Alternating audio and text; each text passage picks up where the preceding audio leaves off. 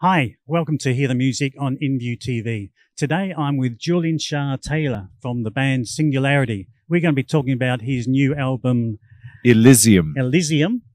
And yes, we're going to learn about the album and how that album came about, what inspired you about the album. But let's start, first of all, the name, Elysium. How did that come about? So Elysium is the name of a venue in Austin, Texas, which is where I met the muse of the album. And it is also a Greek term for, I believe, the Elysian fields are the fields of heaven. So there's a good sort of double meaning to it. Right, okay, because I did look it up, I Googled it, and I saw something about dystopian world or something like that, and you're talking about heaven, so... Well, Elysium has been misused and used in various movies and things. So there's a movie called Elysium, and whenever you have something which is a utopian concept, people will use them in sci-fi for dystopian ideas. Because, you know, for example, Brave New World is not designed as a signpost towards a better future, but it has a positive name and, you know, the positivity of all the things like Soma, the drug. But we know as readers and people who are in on the joke that it's not necessarily utopian. But Elysium is, as I say, it's a Greek concept. Okay, so people that are new to your music, what can they expect to hear on the album? So a lot of the stuff that I use synths, I use guitars, and people generally describe it as a cross between David Bowie and Depeche Mode. I hate to be so specific, but those terms come up a lot, so I just accept it. And how long did it take you to put the album together? This album is basically the product of about 5 years' work. The first couple of songs, one that you referred to in our private conversation earlier, Secret, has been around for a long time. And End of the Line, which is Grammy nominated, that has been around for a while too. Those are remnants of a prior relationship. And everything else I wrote about the muse of the album, Eva. And so it's been about 4 years in the making. So Eva is the inspiration, by the sound of it? Eva is the cover star of the album and the inspiration of the songs. I've written a whole bunch of other songs which didn't make the album, not because they don't belong in that context. It's just the album had a flow, and I put the songs out to, you know, fans before compiling the release. And they were so disparate in their tastes that it wasn't useful. Some people thought Secret was the greatest thing since sliced bread, and some people thought that the song Whispers, which didn't make the album, was the best song that I submitted to them. So basically, I just had to make hard decisions, and I cut out about 5 songs that will make the next record because they're not bad songs. They're just, they didn't fit this context. And I like the way the album flows from first song to last song. You should listen to it as an album rather than song by song. And on the album or any particular song, do you play all the instruments or do you have people come in and support you? You mentioned the singularity as a concept. The singularity is no longer a term that I go under. I go under my own name. It was actually Vicky, our mutual friend, Vicky Hamilton, who used to manage Guns N' Roses and was my manager for a while, told me to drop the singularity because everything on the album is played by me, except when I have special guests. So the song Devil Knows has David J. from Bauhaus and Love and Rockets on it, and MGT, who played with Tricky and The Mission UK, and Gene Mikowski, who is my guitar player in the project, played on one of the songs, and Chris Olivas from Berlin played drums on a couple of songs, but everything else I did. You mentioned that you should listen to the album as an album. That's harder and harder to do today. I mean, once upon a time when you bought vinyl, of course, you'd listen to the album. You probably bought the album because of 1 or 2 songs you liked, and then you listen to the other tracks and you thought, oh, they were really good tracks. Today, unfortunately, with streaming and all that sort of thing, people just jump from track to track and they don't really listen to the whole album like they once. And as you said, it's an album is sometimes produced that you've got to listen to it. All flows. And so I guess that, as I said, a bit harder for you now to say, listen to the whole album because people say, oh, yeah, I'll do that. And then I just click, click, click. Well, I have great faith in my audience. I mean, the people who enjoy my music tend to be people who will listen to the whole thing. I'm very grateful that, you know, I have a very discerning music fan audience. My music doesn't really appeal to the hits people. It appeals more to the music lovers and, you know, other musicians, for example. So I'm very lucky that people will generally sit down on my request, because I make it clear in all my interviews and anything I write about it. It's like, please listen to the album all the way through. And they have the respect to do that. I really love the people who interact with me, you know, on my socials, anybody that emails me or is on my emailing list. They're always I'm very grateful for the people who like my stuff. They are discerning people, and they will do that. Are you planning on touring with the album?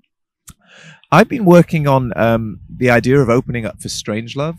I play in a tribute band called Strangelove, the Depeche Mode Experience. And ideally for me, because we play to very large audiences with that, I would love to open up for Strangelove. And the idea is that when I can put 200 people extra in every room, then I have the right to open up for that.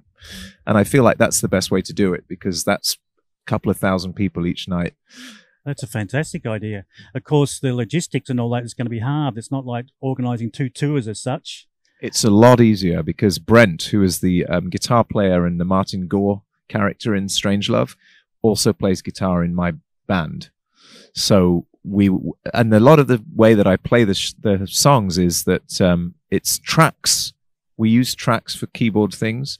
And then Chris, who's the drummer for Strangelove, the Depeche Mode Experience, plays drums on my album already. So it would be Chris on drums, it would be Brent on guitar, and then me on extra guitar, and then we'd use tracks. So it would be a perfect fit, and I'm working on it. We know musicians can be perfectionists. Were you happy with the album when you released it? Thrilled. I was discussing this with Brent actually the other day, because we've been sharing a lot of time in the van.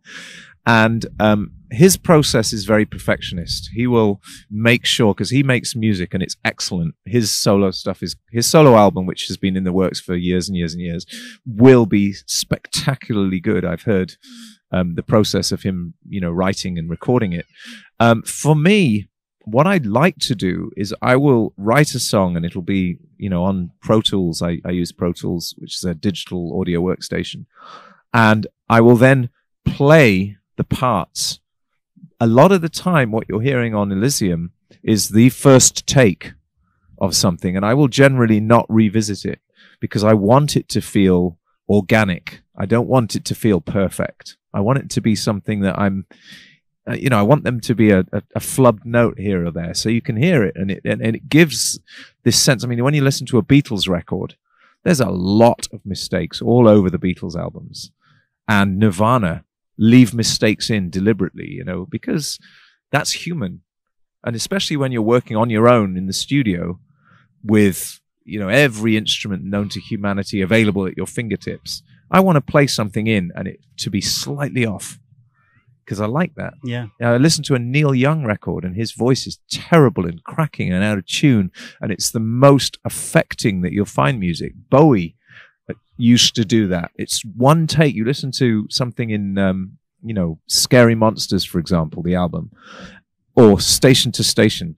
Those are one take, the whole band all together, not perfect, but cannot tell me that Station to Station or Scary Monsters are not some of the greatest music ever recorded. Sure. Yeah. So I would rather do that than to be absolutely perfect, note for note and sound for sound. I don't want that. How has recording changed in, say, the last 5 to 10 years? My process hasn't really changed. I mean, I've always been there on my own, sitting, playing with myself. That sounds a bit weird, doesn't it? It's a bit of an onanistic process. I mean, you know, if you're nowadays, I mean, you know, the Becks of the world, Princes of the world, it's like you sit on your own and you imagine the whole thing from start to finish, and then you play. It's multi-tracking, and I'm so used to that. It hasn't changed for, I'd say, 10 years. Prior to that, I would book sessions in the studio with my band, and we'd get the take, and we'd, you know, it would be what it was, and you had to pay lots of money for this. Whereas I can record every single day at home on my own, and I'm actually a music producer. I make most of my money producing music for other people and remixing for other people. So, you know, that process is interesting because I love it when a client comes in. For example, I'm working with this fabulous artist called Marvin at the moment, and Dave Stewart, who is the one half of the Eurythmics. We wrote a couple of songs together, and I love it when somebody's sitting there watching me come up with the stuff, you know, piece by piece, because it's cool. I feel, you know, that makes me feel useful, and that's been like that for a while. And you have your own recording studio? I had my own recording studio up to a couple of years ago. Now I record in my living room, and I have all the instruments are already there. I'm lucky. I'm sponsored by Schecter, so I have Schecter instruments, Schecter guitar and bass, and then we're sponsored also by Roland, so I have Roland instruments, and they're just in my living room because I don't use fancy miking techniques or anything like that. Most of it is recorded directly into the computer, and then I work on that as a producer and make sure it fits together like a jigsaw puzzle. That's certainly been the benefit of technology, is that you can now record in your living room. You don't necessarily have to go to a studio and pay big dollars and all that. And the tools and the equipment, the technology just seems to be getting better and better and better. What's your thoughts on technology such as auto-tune? I use auto-tune. I mean, it's a tool in the same way as an amplifier is a tool. I mean, I mostly don't when I'm singing myself, but when I have clients, some of them aren't such great singers, and you need to tune little parts of what they're doing. And there's something to be said for leaving the flaws in, but there are certain things that you just have to nudge and massage into place. So I have no problem with using all the tools at your disposal to make the best product possible. You mentioned earlier that Strange Love, the Depeche Mode Experience tribute band, you also do a David Bowie tribute. That's correct. Yes, I do The Band That Fell to Earth, and also Electric Duke, which is my solo iteration where it's me and Brent and Chris. Same thing as I would mention with the solo iteration for my music. And it's a great opener for Strange Love because, you know, obviously Bowie... Your birds the birds are making really interesting noises. But yeah, it's a great opener for a Depeche Mode tribute, is a David Bowie tribute, because obviously there's a huge crossover. David Bowie invented New Wave with, you know, Heroes and Low and all that stuff. It was Japan and Duran Duran just trying to be Bowie at that point. And Depeche Mode formed because they heard Dave Gahan singing Heroes. I mean, this is, you know, Echo and the Bunnymen formed because they heard Ian McCulloch singing Uncle Arthur. I mean, it's like Bowie is the granddaddy of all this great alternative music. So it makes a lot of sense. And people are thrilled because they turn up and they don't know what to expect. And I've been told I sound a little like Bowie, and that I have to take people's word for it. Although I listen and I'm like, nothing like it. You sound a lot like Bowie. Well, even just talking at times, you can hear the Bowie in you. Well, I can put the voice on if you need it. You're initially from the UK, now live in the US? That's correct, yes. Where can fans out there get to see you play?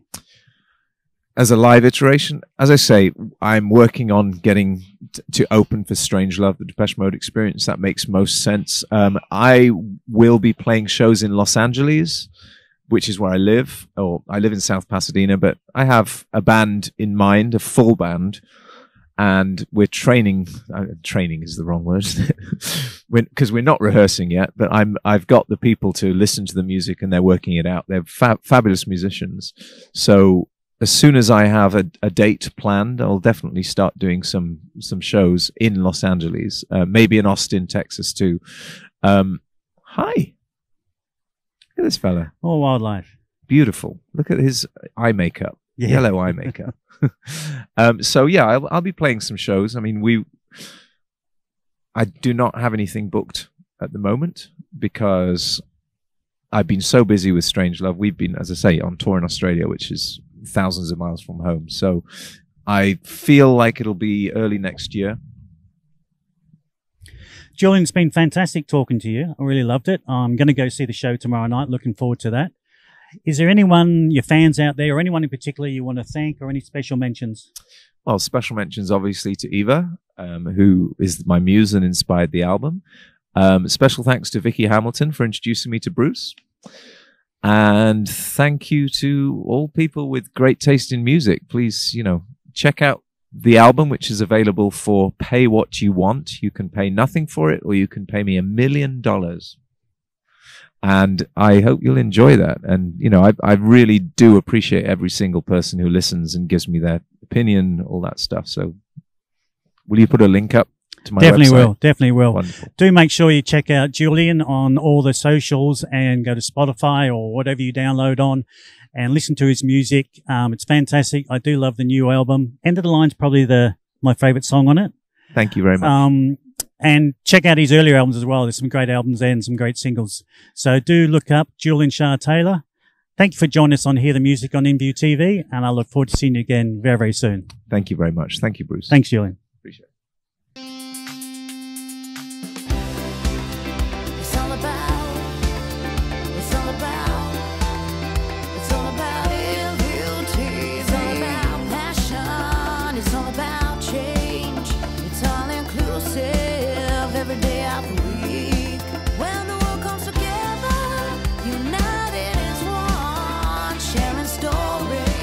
Through the eyes